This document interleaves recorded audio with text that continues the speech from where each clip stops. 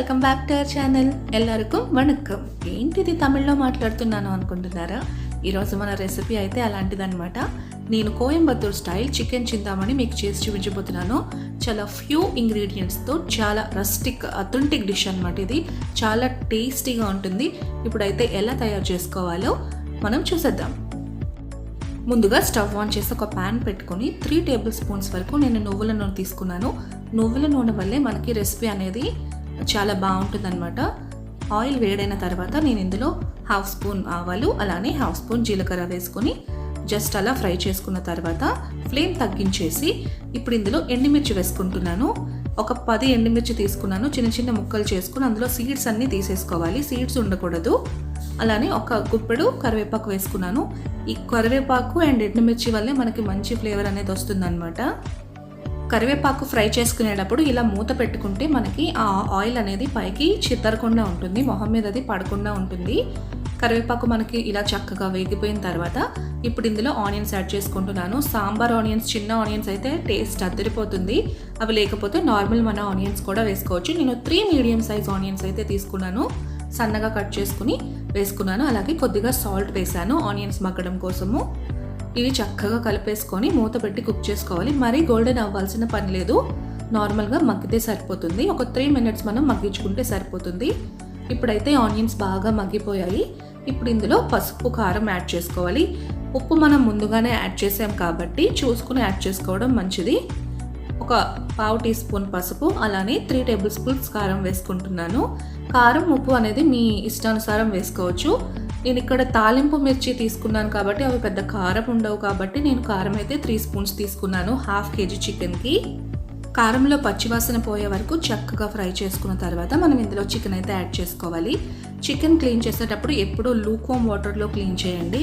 తర్వాత ఒక పసుపు అలానే ఉప్పు వేసిన లూక్వామ్ వాటర్లో ఒక అరగంట సేపు నానబెట్టుకున్నారంటే మంచి జ్యూసీగా వస్తుందన్నమాట మనకి చికెన్. ఎప్పుడైనా ఈ టిప్స్ ఫాలో అయ్యి చూడండి. చికెన్ కూడా వేసుకున్నాను. ఒక 1/2 kg చికెన్ అయితే నేను ఇక్కడ వేసేసుకుని చక్కగా కలిపేసుకుని మూత పెట్టి కుక్ చేసుకుంటున్నాను. మధ్య మధ్యలో కలుపుకుంటూ ఉండాలి. వాటర్ ఏమీ యాడ్ చేయాల్సిన అవసరం లేదు. మనకి చికెన్లో ఏదైతే వాటర్ వస్తుందో అదే సరిపోతుందన్నమాట. ఇంకా అసలు వాటర్ యాడ్ చేయకూడదు. ఇలా కుక్ అవుతున్న స్టేజ్లో మీరు సాల్ట్ చెక్ చేసుకుని సాల్ట్ అది యాడ్ చేసుకోవచ్చు. అంతే, ఇంకా మసాలాస్ అనేవి ఏమీ ఉండవు అనమాట. జస్ట్ ఎండుమిర్చి, కరివేపాకు, ఈ ఫ్లేవర్తోనే మనకి కర్రీ అనేది చాలా బాగుంటుంది. ఇది కోగునాడు రీజియన్లో చాలా బాగా ఎక్కువగా చేసుకునేవారు. అంటే అప్పట్లో మసాలాస్ అవన్నీ లేకుండా ఇలా సింపుల్గా చేసుకునే రెసిపీస్ నాటుకోడితో చేసుకుంటే ఇంకా అదిరిపోతుంది అనమాట. మీకు నాటుకోడి దొరికితే అలా ట్రై చేసి చూడండి. చూసారు కదా ఇప్పుడు అయితే ఎంత కలర్ఫుల్గా వచ్చిందో. ఇప్పుడు నేను లాస్ట్లో కొత్తిమీర యాడ్ చేసుకుంటున్నాను. కొత్తిమీర ఎప్పుడు కూడా కాడలతో తీసుకోండి. కాడలతో తీసుకుంటే మంచి ఫ్లేవర్ అనేది మనకి కర్రీకి వస్తుంది. చాలామంది ఆకులు వేసి కాడలు పడేస్తూ ఉంటారు. అసలు ఫ్లేవర్ అంతా మనకి కాడల్లోనే ఉంటుంది. చూసారు కదా ముక్క అయితే ఉడికిపోయింది. ఇప్పుడు మనకి డన్ అనమాట. కానీ ఆ కొత్తిమీర ఫ్లేవర్ కర్రీకి పడడం కోసం నేను ఒక 1 మినిట్ అయితే మూత పెట్టి కుక్ చేసుకుంటున్నాను. మనం ఎప్పుడైనా కొత్తిమీర లాస్ట్లో వేసి ఒక 2 మినిట్స్ కుక్ చేసామంటే మంచి ఫ్లేవర్ వస్తుంది. గార్నిష్గా కాకుండా కూడా కుక్ చేసుకుంటే మంచి ఫ్లేవర్ వస్తుంది. చూసారు కదా ఎంత యమ్మీగా రెడీ అయిపోయిందో. అసలు ఎంత కలర్ఫుల్గా ఉందో అంత కలర్ఫుల్గా ఉందన్నమాట.